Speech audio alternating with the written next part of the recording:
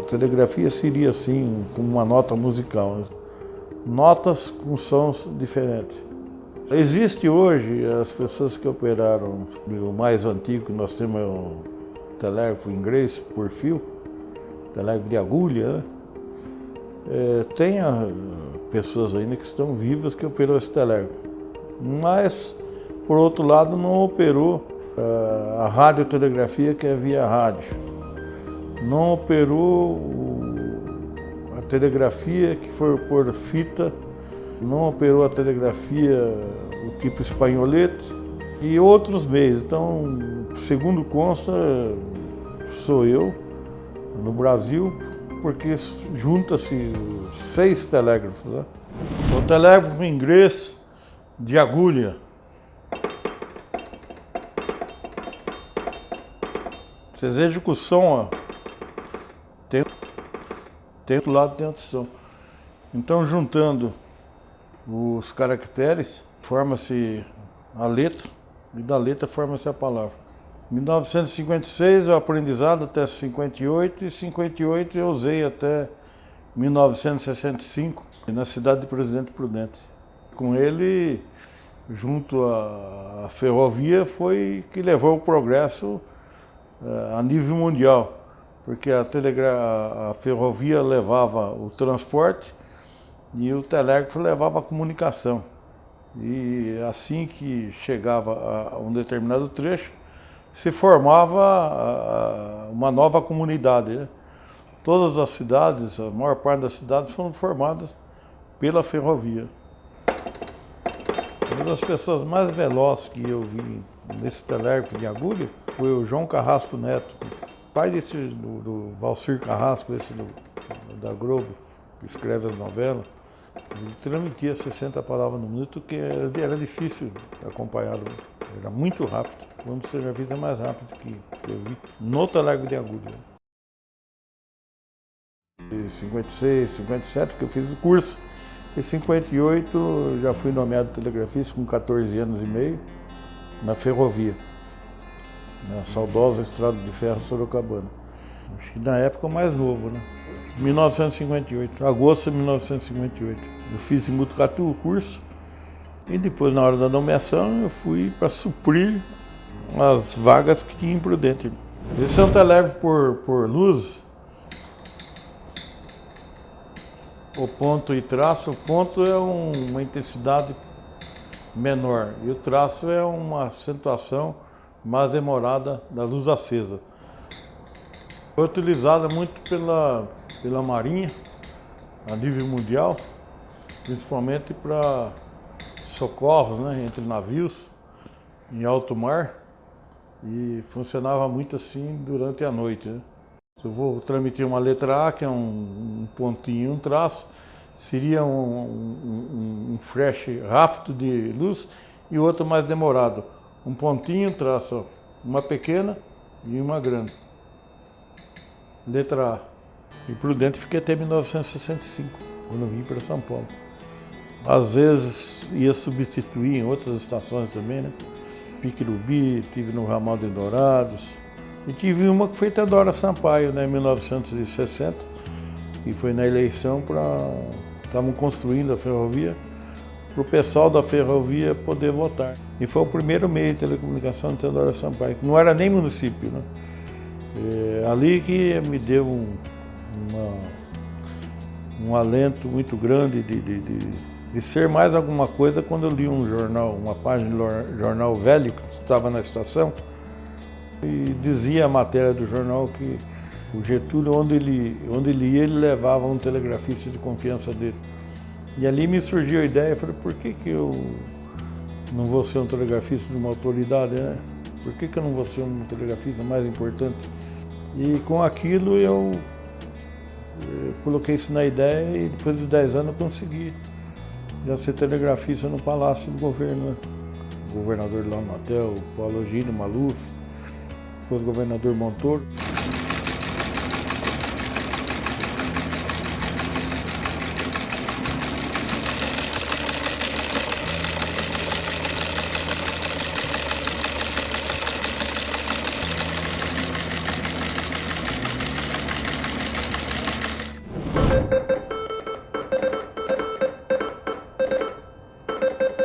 Então esse é o telégrafo espanholete. O desenho é igual o de agulha, só que ao invés aqui de agulha tem um alto-falante. E ele tem um som musical. Quem sabe o de agulha não sabe esse. Quem sabe esse não sabe de agulha. Enfim, é difícil você encontrar uma pessoa que conheça todos os telégrafos, porque é uma variação de sons. Aí vocês vão me perguntar, por que você conheceu? É porque eu trabalhei em vários lugares e tinha lugar que tinha mais de 1, 2, 3 de forma diferente. Então, uma certa ocasião, eu estava em Caxambu e eu fui comprar um cartão postal e eu ouvi lá embaixo, ouvi um sinalzinho de relé. Aí eu falei, vocês têm telégrafo? Eu falei, eu posso entrar para ver? Aí me autorizaram, eu entrei, tinha duas pessoas, um ia lendo a fita e o outro ia escrevendo. Ponto e traço, o outro escrevia lá. Aí eles interromperam, eu falei, eu sou telegrafista, e por que vocês não recebem já direto, né? Ele falou, não, mas isso é impossível. Não, é possível sim. Eu falei, eu conheço. Não, mas não, o senhor consegue? Eu falei, consigo. Aí o outro começou a transmitir, recebi, né? Aí eles mandaram chamar as pessoas que estavam de folga para ver. Mas o que era? É que eu tinha o domínio pelo ouvido.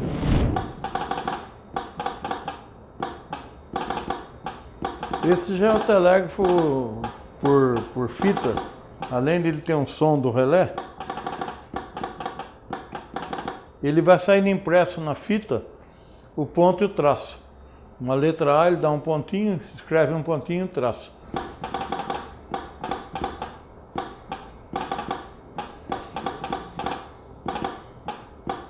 Ele foi utilizado em muitas ferrovias também. E foi utilizado no Departamento de Correios e Telégrafo. As notícias, elas chegavam ao Brasil por rádio teletipo, que é essa fita gomada. Elas chegavam cabo submarino, que era usado. Quando eu chegava aqui no Brasil, nós tínhamos várias agências de notícia. O UPI, United Press Internacional, a agência TASS, agência soviética e outras. Essas notícias eram recebidas do exterior por teletipo e depois retransmitidas por código Morse. O país todo. Quem quer receber, receba. Tá? É como você está ouvindo uma rádio de broadcast. E essas agências transmitiam várias vezes por dia. 5, 6 vezes por dia. Guerra do Vietnã. Então todas as sessões vinha o comportamento, como estava a guerra naquele instante, né? Guerra Fria, né, entre Rússia e Estados Unidos. Então, a cada sessão você vinha. Então, poderia destacar a Revolução de Cuba, né, porque a todo momento você recebia essas notícias. Sem dizer da morte de Carlos Sherman, que foi um bandido condenado à morte nos Estados Unidos, mas ele conseguiu adiar por 5, 6 vezes a execução, né? E isso era quando chegava perto da data de execução, isso comoveu o mundo todo, né? Ninguém queria que ele fosse executado.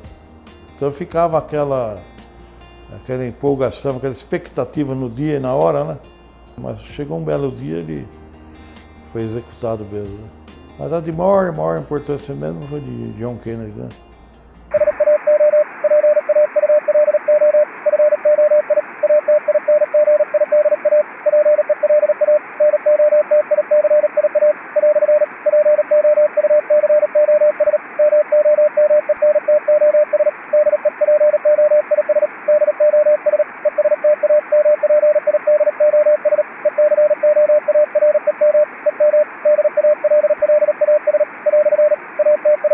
Que a gente recebia e passava para o comando do jornal falado da rádio, né? Era um trabalho que a gente prestava para as rádios lá de Presidente Prudente. Eu recebia as notícias e entregavam para eles. Agora vamos falar sobre o telefone. É um telefone do 1920, 1930. Ele era ainda manivela. O que é a manivela?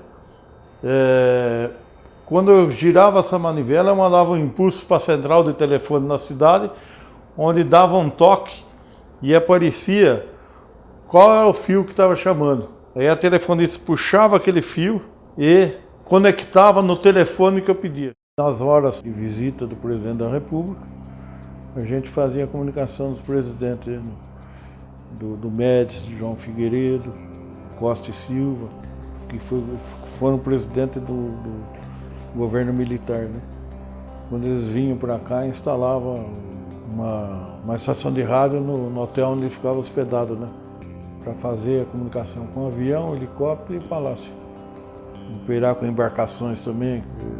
A gente fazia operação por todos os lugares onde eles se dirigiam, né? A gente acompanhava a comitiva também. E mais adiante eles criam um manipulador mais ágil, mais rápido, que é o Vibroprex, que é esse manipulador aqui. Então se eu for aqui, ele dispara os pontos. Aqui eu precisava dar ponto assim, ó. E aqui. E do outro lado o traço.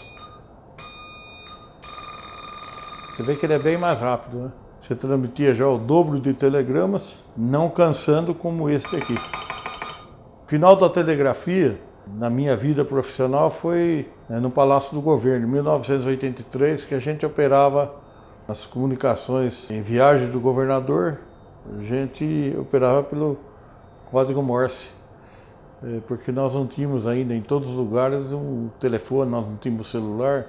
Um grupo Havana, em paralelo, a gente já vinha atendendo algumas pessoas, né?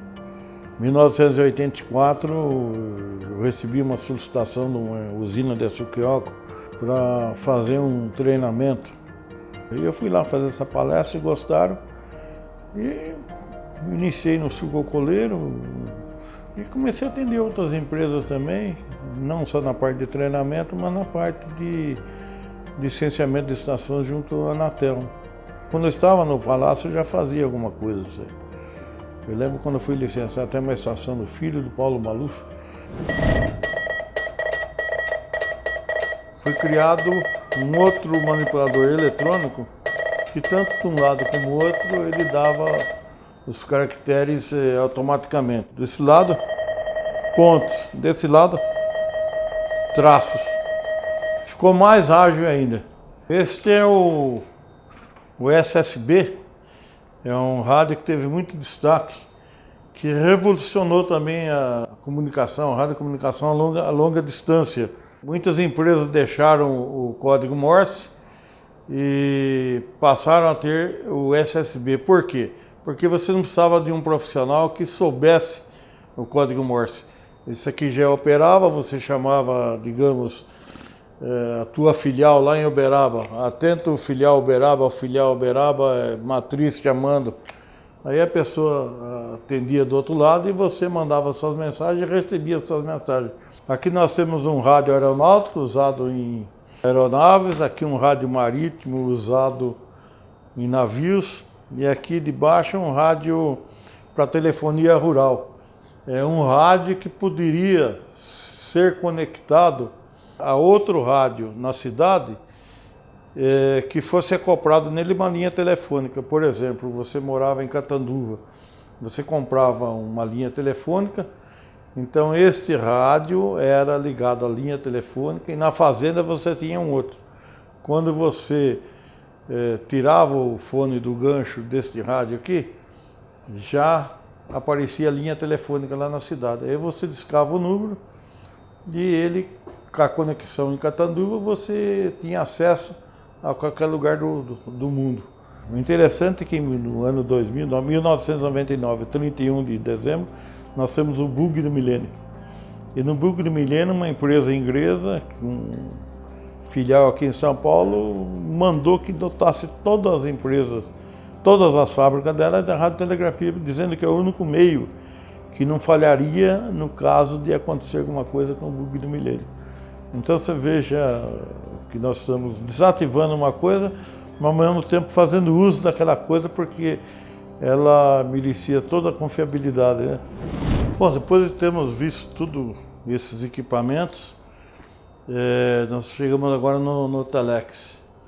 Este já é um grande meio de comunicação na Europa, nos Estados Unidos, enfim, todos os países desenvolvidos, né? A figura do Telex também revolucionou porque qualquer profissional poderia transmitir as mensagens, basta digitar aqui e para receber saía escrito nesse papel. Eu digitava o número do Telex daquela empresa A hora que completava a ligação, ele ligava, aí eu transmitia a mensagem. Foi um avanço muito grande, mas sua vida foi curta, não chegou a 2 décadas, porque logo em seguida veio a figura do fax. Em 1987 e 1988 surge o telex, já com memória. Ele não necessitava mais daquela fita denominada o tape. A própria memória armazenava as mensagens. Se eu precisasse tirar 10, 15, 20, 30 cópias, estava tudo memorizado. É só dar um comando, ele ia emitindo quantas vezes eu desejasse. Bom, depois de nós termos visto todos esses aparatos de telecomunicações, nós chegamos à última geração, que é o 4G, em telefonia celular, e onde aqui nós fizemos um enlace entre o primeiro meio de comunicação, que é o código Morse, um programa no celular, onde eu copio as notícias e dou um play e vou ouvindo essas notícias. Dá um play e pronto. O Instituto Dari Bonavanzi foi criado recentemente, mais precisamente em 2013, com o intuito de transmitir a cultura, pesquisas em telecomunicações. Daí surgiu também a ideia do museu, porque eu já tinha alguns equipamentos já fazendo parte da minha história, eu preservei alguma coisa. Infelizmente, no nosso país, a história é esquecida. A gente lamenta muito de que todos esses equipamentos que fizeram a história das telecomunicações, assim que desativados, foram destruídos. Se você pegar o próprio Museu Ferroviário, você encontra várias coisas da ferrovia, mas você vai encontrar um telégrafo, no máximo, telégrafo de agulha. Isso é muito lamentável, é muito triste, porque isso aí esconde a nossa história. Eu não tenho assim uma estatística, mas acho que esse acervo que eu consegui, poucas organizações governamentais têm isso aqui no Brasil. Vejam bem, o telégrafo que operava no Correio e operou aqui em várias ferrovias, eu tive que buscar fora, tive que buscar em outros países. Ninguém guardou isso aí. Venderam para o ferro velho para apurar algum dinheiro e junto foi a nossa história.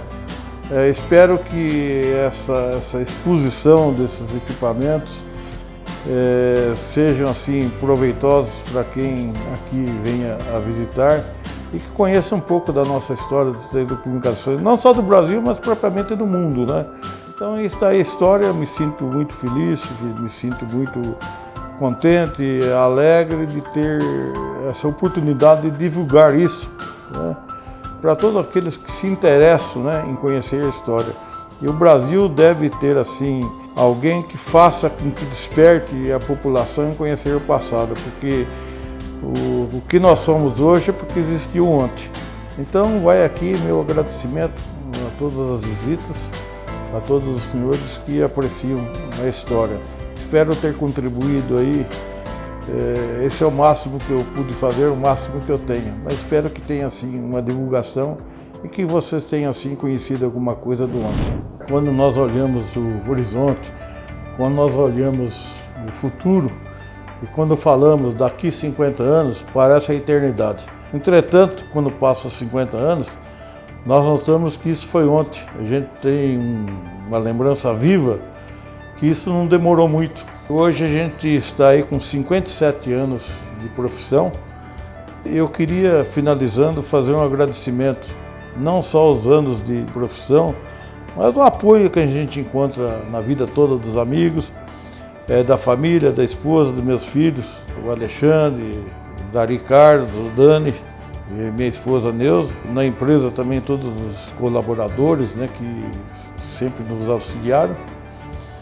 Ficamos assim eufóricos, empolgados de ter chegado, né, até esse 2014, todos esses aprendizados e muita coisa ainda para nós aprendermos ainda num futuro próximo, né? Desde que Deus nos dê saúde, nos dê assim anos ainda para a gente trilhar. E queria fazer um agradecimento especial à pessoa que me ingressou na ferrovia com 12 para 13 anos, que foi meu tio Antônio Paulo Bonomi, ferroviário, e ele que me incentivou para, desde criança, participar dos concursos, né, da ferrovia, e daí eu tenho ingressado e seguido essa profissão até hoje. O meu muito obrigado ao meu tio e a todos os meus familiares e a todos os meus amigos.